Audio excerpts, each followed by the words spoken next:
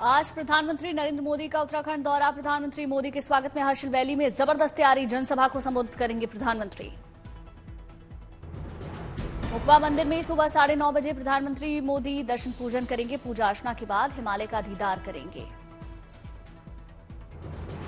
10:30 बजे winter tourism प्रदर्शनी का निरीक्षण करेंगे प्रधानमंत्री। ट्रैकिंग और बाइक रैली को दिखाएंगे हरी झंडी।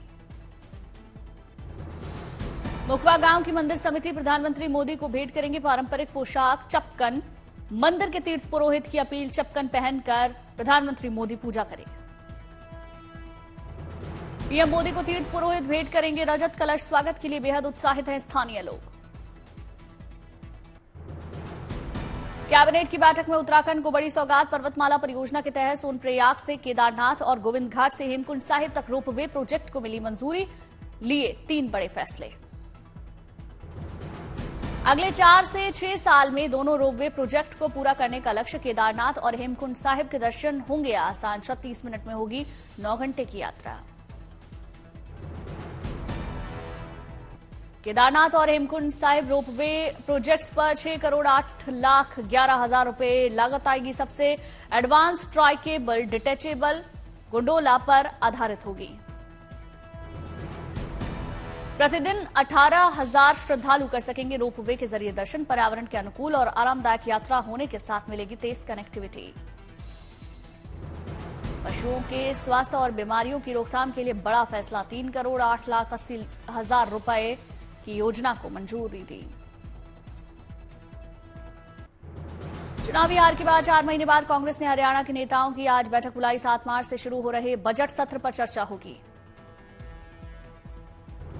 लोकसभा की सिलेक्ट कमेटी आज आयकर विधेयक 2025 की समीक्षा करेगी। बीजेपी सांसद बैजंत पांडा की अध्यक्षता में लोकसभा की चयन समिति जांच करेगी। अबू आजमी के बयान पर सीएम योगी का कटाक्ष। कहा, ऐसा बयान देने वाले नेता को भेजो यूपी, कर देंगे इलाज। सपा विधायक अबू आसिम आजमी के निलंबन पर गरमाई सियासत। एसपी अध्यक्ष अखिलेश यादव ने ट्वीट कर लिखा, आजाद ख्याल कहे आज का नहीं चाहिए भाजपा। महाराष्ट्र विधानसभा से निलंबन के बाद समाजवादी पार्टी विधायक अबू आजमी ने कहा, मेरे और मेरे परिवार को जान का खतरा। राज्य में खत्म हो चुका है लोकतंत्र। एसपी विधायक अबू आजमी ने अपने निलंबन को बोला सरकार की मनमानी। कहा, महाराष्ट्र में चल रहे 2 कानून, महाराष्ट्र में लोकतंत्र खत्म।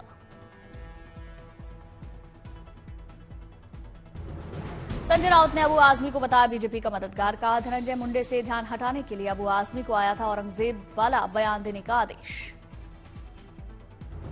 अबू आजमी के निलंबन पर बोले शिवसेना यूबीटी चीफ उद्धव ठाकरे। कहा, सिर्फ बजट सत्र के लिए नहीं, अबू आजमी का स्थायी रूप से होना चाहिए निलंबन। सीएम योगी आदित्यनाथ के बयान के समर्थन में बोले आदित्य ठाकरे। कहा, सीएम योगी ने अबू आजमी को यूपी भेजने की बात कही। हमारे सीएम को निलंबन में लग गए 2 दिन। महाराष्ट्र के सीएम देवेंद्र फडणवीस को आदित्य ठाकरे ने यूपी के सीएम योगी से बताया अलग। का सरपंच हत्याकांड में 2 महीने बाद कार्रवाई। सीएम योगी होते तो बुलडोजर चलवा देते। यूपी के बस्ती में सीएम योगी को बम से उड़ाने की धमकी का वीडियो आने से हड़कंप मच गया। व्हाट्सएप के ग्रुप एडमिन ने पुलिस से शिकायत की। मुकदमा दर्ज कर जांच शुरू। यूपी के बीजेपी एमएलए मोहित बेनीवाल की मांग। का मुजफ्फरनगर का नाम लक्ष्मी नगर होना चाहिए। विपक्ष को तय करना होगा कि वो मुगल शासकों के साथ हैं या अपनी संस्कृति धरोहर के साथ। बीजेपी एमएलसी की मांग पर एसपी नेता शिवपाल यादव का पलटवार। कहा, बीजेपी के लोग कहीं मेरा तुम्हारा नाम ना बदल दे। चाचू चाचू की जपते हैं माला। रोजगार पर बजट बाद के वेबिनार में शामिल हुए प्रधानमंत्री मोदी। कहा, इस साल के बजट से अर्थव्यवस्था का और होगा विकास। कई दशक बाद देश की शिक्षा व्यवस्था में बड़ा बदलाव।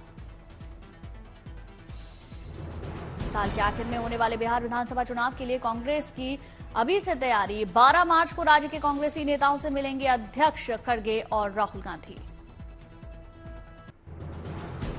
मुंबई दौरे पर जाएंगे लोकसभा में नेता विपक्ष। राहुल गांधी एशिया के सबसे बड़े स्लम धारावी में लोगों से मुलाकात करेंगे। दिल्ली के दौरे पर आंध्र के सीएम चंद्रबाबू नायडू, गृह मंत्री अमित शाह और वित्त मंत्री निर्मला सीतारमण से मुलाकात की। दिल्ली दौरे पर आंध्र प्रदेश के सीएम नायडू ने सड़क परिवहन मंत्री नितिन गडकरी से मुलाकात की। राज्य के आधारभूत ढांचे के विकास को लेकर बात हुई। केंद्रीय सड़क परिवहन मंत्री नितिन गडकरी से मिले दिल्ली के मंत्री प्रवेश वर्मा। राजधानी में सड़कों के इंफ्रास्ट्रक्चर से जुड़ी विभिन्न योजनाओं और वर्तमान में किए जा रहे काम को लेकर चर्चा। बिहार विधानसभा में तेजस्वी और विजय सिन्हा में जुबानी जंग। बोले तेजस्वी यादव, आप टीका लगाते हैं, सनातनी हैं और झूठ बोलते हैं।